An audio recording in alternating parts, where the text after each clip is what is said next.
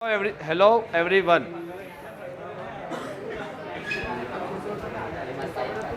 आज अपन पढ़ेंगे माइक्रो और मैक्रो का डिफरेंस। सबसे पहले बच्चों, माइक्रो क्या होता है? माइक्रो मतलब स्मॉल, मैक्रो मतलब लार्ज।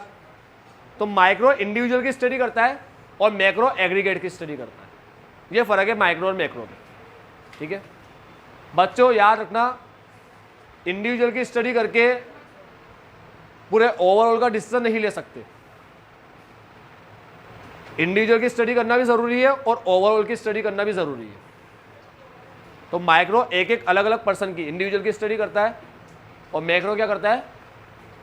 ओवरऑल की स्टडी करता है, एग्रीगेट की स्टडी करता है। ठीक है, तो अब अपन माइक्रो और मैक्रो में फर्क समझ रहे क्या है। दो इकोनॉमिक्स है, एक माइक्रो इकोनॉमिक्स और एक मैक्रो इकोनॉमिक्स। ये दो ब्रांच है इकोनॉमिक्स की। तुम लोग अभी 11th में माइक्रो पढ़ते हो और 12th के अंदर तुम मैक्रो पढ़ोगे। ठीक है, अब सुनना ध्यान से। पहले क्या होता था, माइक्रो मैक्रो 12th में ही होती थी, जैसा भी आरबीएसई वालों को है। माइक्रो मैक्रो दोनों कहाँ पर है? 12th क्लास में ही। अब इन्होंने माइक्रो को यहाँ रहने दिया, मतलब यहाँ लिया है वहाँ से, और यहाँ से इंडियन इको को 12th में कर दिया सीबीएसई वालों ने। चलो, माइक्रो मैक्रो में फ़र्क बता रहा हूँ क्या है। सबसे पहले माइक्रो का मतलब इकोनॉमिक्स का वो पार्ट जो हमें किसकी स्टडी कराता है? Behaviour of individual units. सुन लिया? कोई तुमसे पूछे कि माइक्रो क्या है और मैक्रो क्या है, तो उसको बोलना माइक्रो किसकी स्टडी करता है? इंडिविजुअल यूनिट की स्टडी करता है, और मैक्रो करता है एग्रीगेट की। एग्रीगेट का मतलब टोटल की, सबको मिलाकर। तो मैक्रो में लिखा है studies the behaviour of aggregate of the economy as whole. अब जैसे जैसे मैं डिफरेंस बताता जाऊंगा तुम्हें माइक्रो और मैक्रो के बारे में और समझ में आने लग जाएगा। पहले मीनिंग सुन लिया क्या है? एक इंडिविजुअल की स्टडी करता है माइक्रो और एग्रीगेट की स्टडी करता है मैक्रो। टूल्स क्या है? टूल समझते हो क्या होता है? आज कोई मिस्त्री बनेगा तो कोई टूल्स तो होना चाहिए ना उसके पास, औजार तो होना चाहिए ना सही करने के लिए। तो कोई स्टैटिस्टिशियन बनेगा तो उसका काम स्टडी करना होता है, तो स्टडी करने के लिए कोई टूल्स होने चाहिए ना। कोई अकाउंटेंट बनेगा तो अकाउंटिंग कैसे करेगा? कोई टूल्स होना चाहिए ना। तो क्या टूल्स होता है अकाउंट का? जर्नल एंट्री, लेजर, ये सब तुम पढ़ रहे हो, टूल्स होते हैं बच्चों। ठीक है, अगर किसी बच्चे को जर्नल एंट्री, लेजर वेजर कुछ पता ही नहीं है तो अकाउंटिंग का काम कर सकता है क्या? नहीं। तो अकाउंटिंग का काम करने के लिए ये टूल्स होते हैं। उसके लिए स्टेट का काम करने के लिए बंदे को मीन निकालना आना चाहिए, मीडियन निकालना आना चाहिए, मोड, कोरिलेशन, इंडेक्स नंबर, ये सब निकालना, इन सब के बारे में नॉलेज होनी चाहिए। ये टूल्स कहलाते हैं। टूल्स समझ गए क्या होता है? मैथ्स के भी टूल्स होते हैं, तुम पढ़ते हो ना, इक्वेशन वगैरह पढ़ते हो, लीनियर इक्वेशन वगैरह टूल्स है, ट्रिग्नोमेट्री पढ़ते हो, टूल्स है। ठीक है, अब तो माइक्रो और मैक्रो के टूल्स बता रहा हूँ। टूल्स का मतलब समझ गए क्या होता है? ठीक है, तो माइक्रो और मैक्रो के टूल्स बता रहा हूँ क्या है। माइक्रो का टूल्स क्या है? Demand and supply. अब ये चैप्टर तो वैसे सबसे लास्ट में पढ़ाना चाहिए ताकि समझ में आ जाए। देखो अभी सब समझ में आ जाएगा, मैं एग्जाम्पल दूंगा तो तुम्हें। माइक्रो के टूल्स क्या है? डिमांड और, अभी शब्दी सर ने पढ़ा ना तुम्हें, डिमांड सप्लाई। और डिमांड सप्लाई से क्या डिटरमिन होती है, क्या निकलती है? इक्विलिब्रियम प्राइस और इक्विलिब्रियम क्वांटिटी। वेरी गुड, शाबाश। अब मुझे समझाना कितना इजी रहा। डिमांड सप्लाई इसके टूल होते हैं जिसकी मदद से तुम लोग क्या निकाल पाते हो? इक्विलिब्रियम प्राइस यानी कि मार्केट प्राइस, और equilibrium quantity, price and output determination. तुम प्राइस और आउटपुट को डिटरमिन कर लेते हो, कैलकुलेट कर पाते हो। तो टूल्स हुए ना, तभी तो कैलकुलेट कर पा रहे हो तुम लोग। तो इसके टूल हो गए डिमांड सप्लाई। वो तुमने चैप्टर पढ़ रखा है इसलिए तुम्हें जल्दी समझ में आई बात।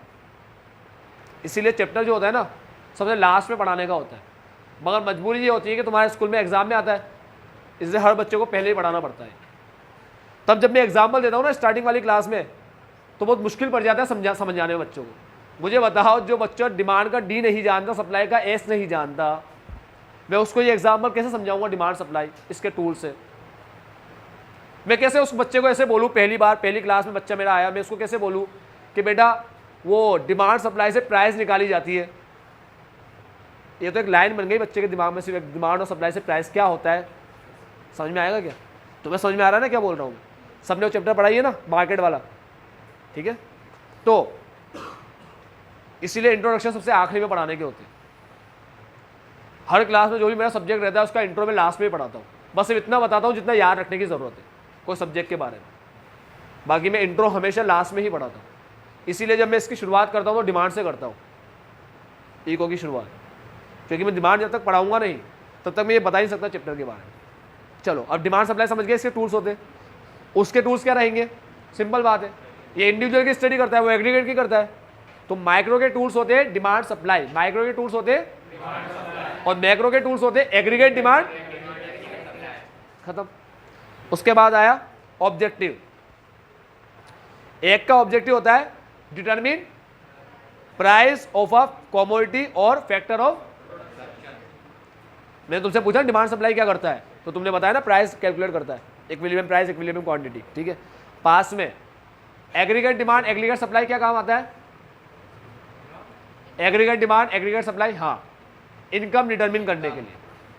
जब तुम लोग 12th क्लास में जाओगे तो एक बहुत बड़ा चैप्टर आएगा जो महीने भर चलेगा, उसका नाम है बच्चे, हाँ, national income, income determination, national income, हाँ अलग अलग चैप्टर पता है मेरे को। ये नेशनल इनकम चलता है महीने भर, है ना, महीने भर के आसपास चलता है, 20-25 दिन, हाँ। तो ये नेशनल इनकम नाम का एक चैप्टर आएगा, इनकम डिटर्मिनेशन नाम का एक चैप्टर आएगा, ये इनकम डिटर्मिन करने में हेल्प करता है, कौन, मैक्रो इकोनॉमिक्स, ठीक है। अभी प्राइस कैलकुलेट करना तुम्हें सिखा दिया आखिरी वाली क्लास में, 26 सर आए थे जब।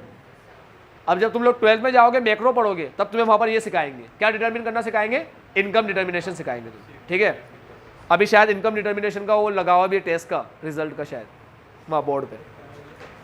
अब अदर नेम, माइक्रो और मैक्रो का दूसरा नाम क्या है बच्चों, माइक्रो क्या निकालने में हेल्प करता है, प्राइस, तो माइक्रो का नाम है प्राइस थियरी, ये दूसरा नाम है, ठीक है। मैक्रो क्या डिटरमिन करने में हेल्प करता है, हाँ, तो उसका क्या नाम है, इनकम एंड एम्प्लॉयमेंट थियरी, ठीक है। एग्जाम्पल दे रखा है, individual demand, individual income, individual output, ये माइक्रो है। अब इंडिविजुअल इनकम ये माइक्रो है, तो इसके बजाय मैक्रो में क्या जाएगा, नेशनल इनकम।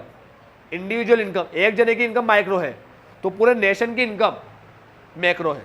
दूसरा इंडिविजुअल आउटपुट माइक्रो है तो नेशनल आउटपुट मैक्रो है, ठीक है।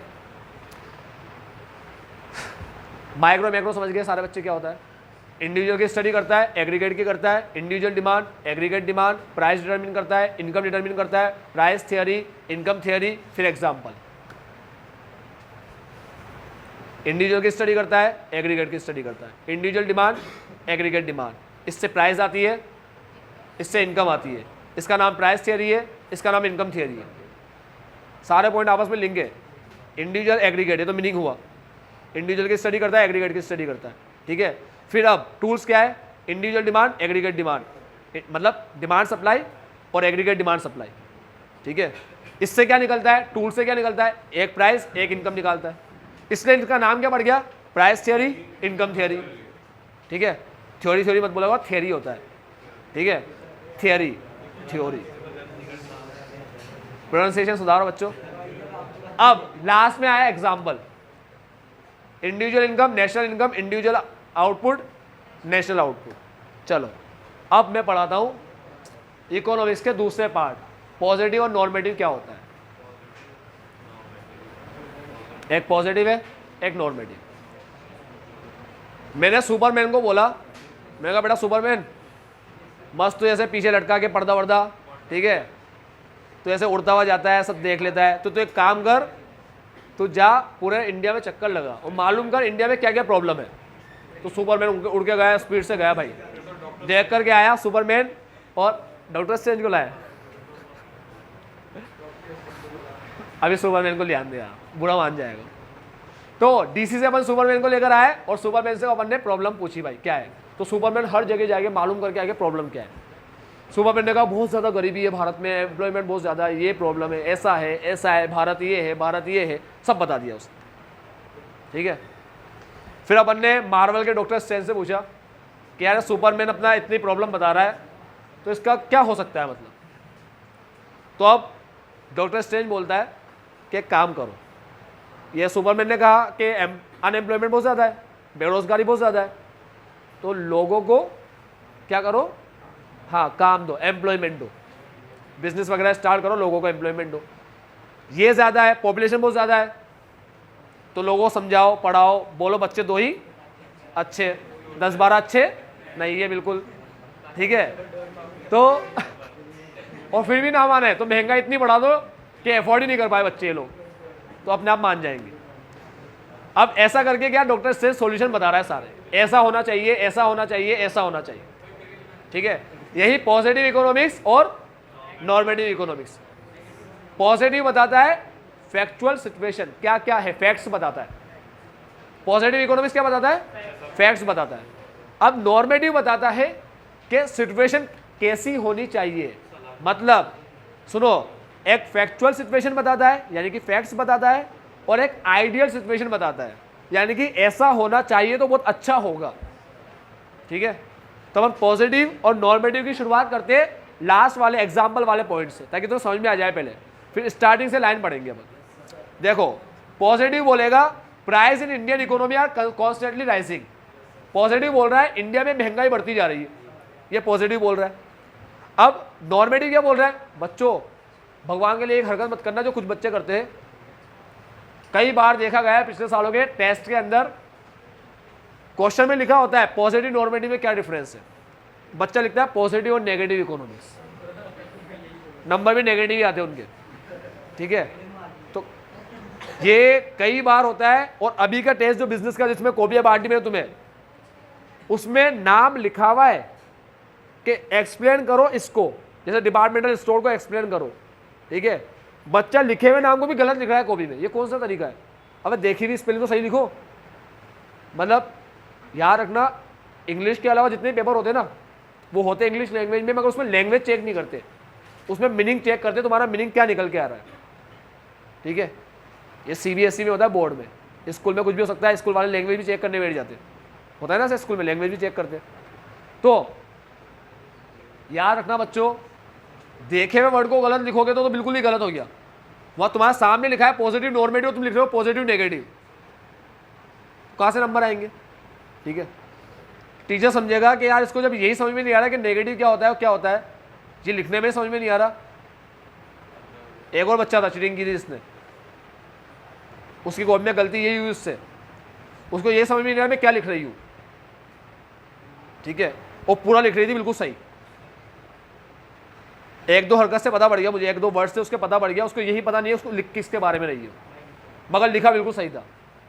तो याद रखना, देखी हुई गलती, देखे हुए स्पेलिंग की मिस्टेक मत करना, सिली मिस्टेक कर रहे हो स्पेलिंग से रिलेटेड, ऐसा तो करना ही मत।